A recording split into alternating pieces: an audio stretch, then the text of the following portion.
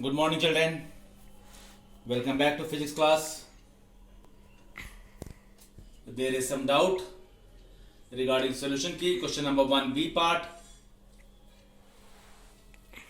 If you have done it properly and shown that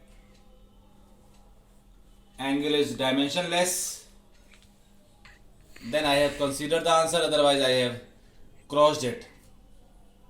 So I have considered that angle part also in question number 1B part.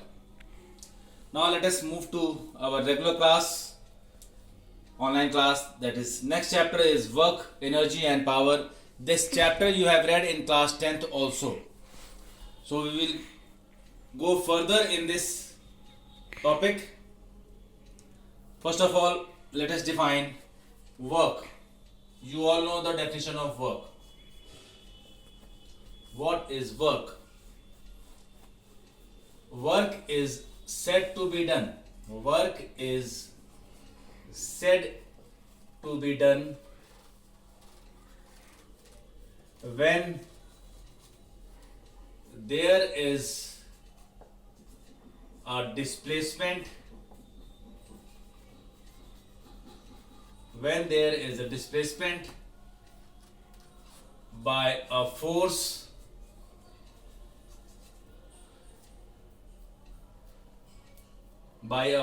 and this displacement must be in the direction of force applied. This is the first part of the definition. Or, this is a big or in the direction of resolved component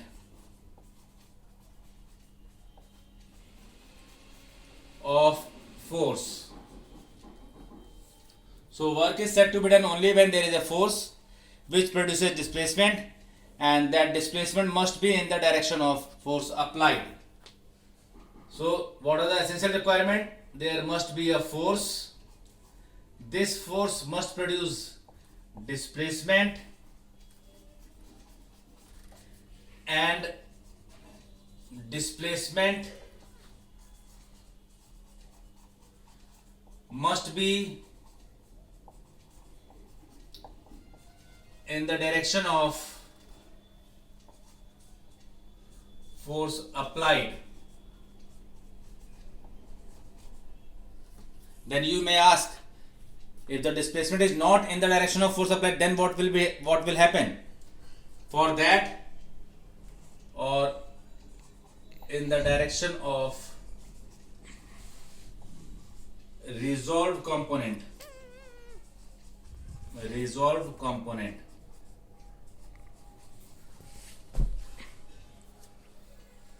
So resolved component of force. So this is work, energy and power. If you are doing some work, you are using your energy, and thereby you are defining what is the rate of expenditure of your work, rate of expenditure of your energy, that is power. So when force and displacement are in same direction, then work done is given by force into displacement. S is displacement. So you can see, if there is a block, I am applying a force and the block gets displaced by some distance, displacement S, then the work is force into displacement. So this is the case where force and displacement are in same direction. Now if the force is applied in some other direction, with respect to displacement. Displacement is going in this direction and force is applied on this direction, making some angle with the displacement. So now in this case, force and displacement are not along the same direction. So here you have to consider a component. So this is a right angle triangle. This side is hypotenuse on which you are indicating force. Base is along displacement and this is perpendicular. So work done. How I will obtain the result component, that you must know, you have done this in class 10th also. So because displacement is along horizontal,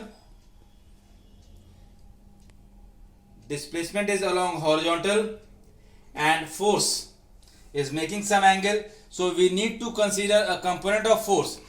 What this force is doing? This force is holding the object vertically upwards and also making the object move horizontally. So displacement is along horizontal, so we have to consider the component of force in the direction of horizontal. So here I am finding the component. So consider this triangle as ABC. This is force. Now in triangle ABC,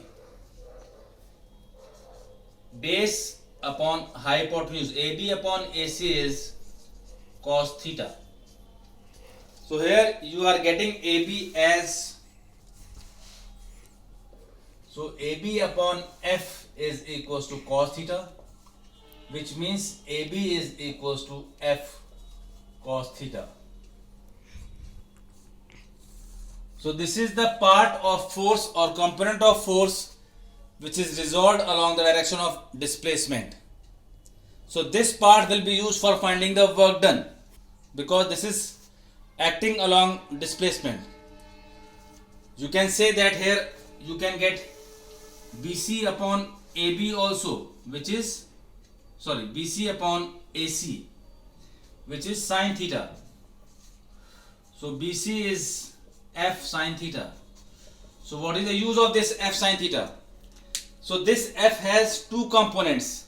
One is acting along perpendicular, that is known as vertical component, and one is acting along horizontal, that is known as horizontal component. Horizontal component is always considered in terms of cos theta, vertical is in terms of sine theta. So this force F has two components, F sine theta and F cos theta. Which one is responsible for the displacement? For the displacement, this horizontal component is responsible for displacement. So what is the use of vertical component? Vertical component is holding the object at a particular angle. Say in this example, here I am making it move in this direction, but the force is acting vertically as well as along horizontal.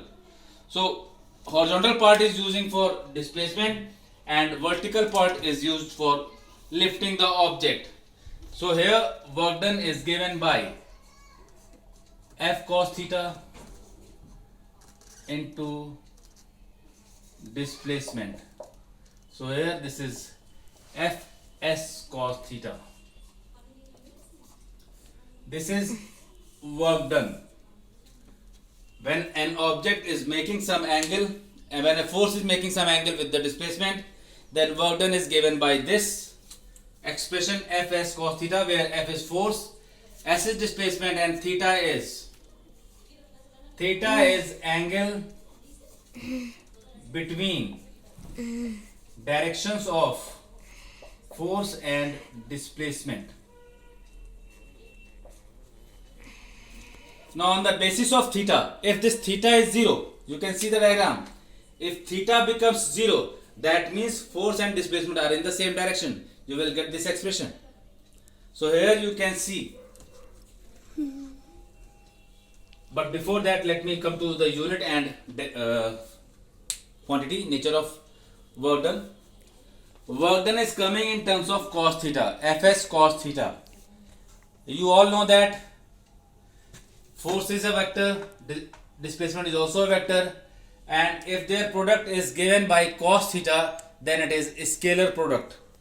So which means that work is a scalar quantity. Work is a scalar quantity. Work is a scalar quantity. Now, what is the dimension of work? Dimension of work is force is given by mLt minus 2 and displacement is given by L. Angle is dimensionless. Trigonometrical ratio is dimensionless. So it is, you may skip this part. So this is ml square t minus 2. This is the dimension of work done. So on the basis of this, unit of work will be kilogram meter square per second square. In SI system, this is known as joule. SI system, unit of work is joule. In CGS system, this will be, unit of work will be erg. Erg is given by gram centimeter square per second square. So you all know the unit of work done, joule. In some cases you might find it as Newton meter also, or dyne centimeter. Dyne centimeter. Force is in Newton, displacement is in meter, so Newton meter.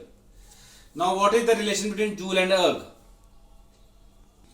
Now relation between joule and erg, 1 joule is equals to 1 Newton meter.